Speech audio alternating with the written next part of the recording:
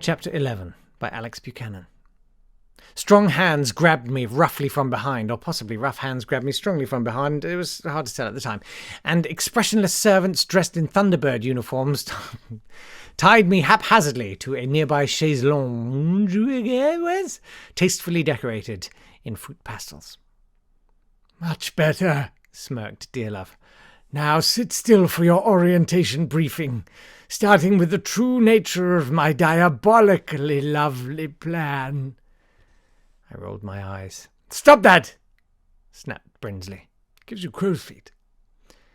The old man kicked aside a pile of entrails, and from the dark recesses of a strange machine at the centre of the room drew forth a laptop.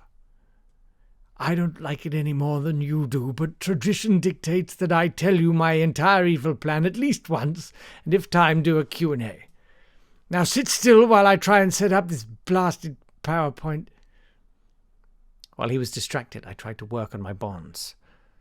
Connery, Lazenby, Moore, Dalton, Brosnan, Craig. Still had it. But it wasn't a useful fact in terms of aiding me escape. "First, some housekeeping," smirked Brinsley. "If you need to leave, the emergency exits are located nowhere. Also, please refrain from smoking until you're actually set on fire." A slide appeared on the blood-stained wall, showing a carved image of the lead singer of Slade, which glowed with an inner light. Underneath, in Comic Sans, were the words, "Within this noddy holder lies 100 grams of pure undiluted loveliness." Brinsley held the object itself aloft. "Within this noddy holder lies 100 grams of pure undiluted loveliness." Oh God, it was going to be one of those PowerPoints. "There you have it," he announced, a mere 3 hours and 49 minutes later, pulling out the USB stick before he'd even closed the presentation on the laptop. For goodness sake. "Wait," I cried. "There's still one thing I don't understand." "Which is?" "All of it." "Oh, fine," snapped Brinsley. "I will give you the executive summary." He cleared his throat. "As you know, darkness dwells within me. Accursed unloveliness grips my soul and fuels an unquenchable thirst. Distilled loveliness will sate me for a while, but it is difficult to acquire without a lot of unpleasantness and hacksaws. However, finally, now I have this. You see, pure loveliness has a truly remarkable property, for it can draw other sorts of loveliness into it. Allow me to demonstrate." He snapped his finger and a secret door opened, revealing a surprised-looking Sophie Ellis-Bextor. Brinsley cheerily waved her over. "What's happening?" gasped the nation's favourite lockdown mum. "I was delivering some cookies for a charity bake sale when suddenly everything went black and I woke up here." "All in good time," smiled Dearlove. "First, would you mind taking a look at my noddy holder?"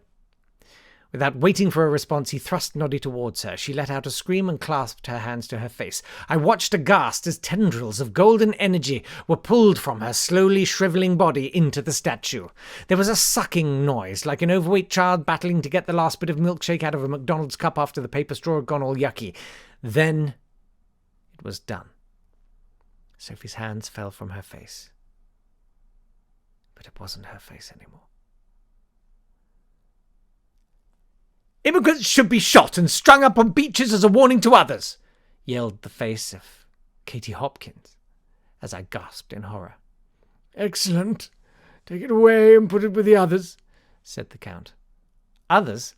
"Oh, yes, I must have several dozen in the dungeons by now. I think one escaped, but I doubt it got up to much."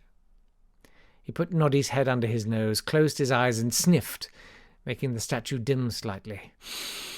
"Ah, pure loveliness. Ah, nothing quite like it. Now do you see my plan? I will cover this world in darkness and feast upon all that is lovely." My eyes narrowed. "There's one other thing I don't understand. Where do I fit into all of this?" "Ah, yes." He paused. "You are here purely because I booked you by accident when I was trying to contact an estate agent. I was too embarrassed to say anything." "What? But That level of embarrassment must mean... Correct. I am English. And soon I will be returning to that sceptred isle, where, through my network of agents and vast wealth, I have purchased property, explained Brinsley. You are looking at the proud owner of a 1/8 share of a premium economy bulldog-class static caravan in North Essex. Not the ones with the indoor boiler and plastic worktops painted to look like real wood? The very same, he smiled. The perfect place to begin my feast. Hang on. I thought we were in the UK, I said. Everyone here speaks English. There's English brands, lots of old English celebrities. We're in Spain, you fool, snapped Brinsley. But I will not be here for long. Easy Flight 69 departs in just a few hours, my fallback plan after you made me mangle my own chopper. For that inconvenience, I will leave you to my associates. Goodbye forever, Mr. Green. He smiled wickedly, grabbed Noddy and departed, leaving me to my fate. His dread voyage on that flight would become an eternal scar on the psyches of those few passengers who survived it, a byword for fear, cruelty, and the dark depths of the human soul. It's a fairly standard EasyJet flight, to be honest. But I was not to be on it. I only learned what transpired much later from one of the survivors. What will follow is their story.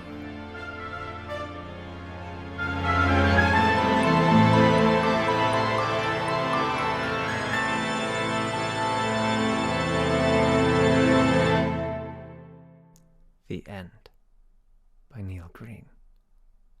Brinsley Dearlove will return in Spatula 2 Electric Boogaloo. Bam! Bam!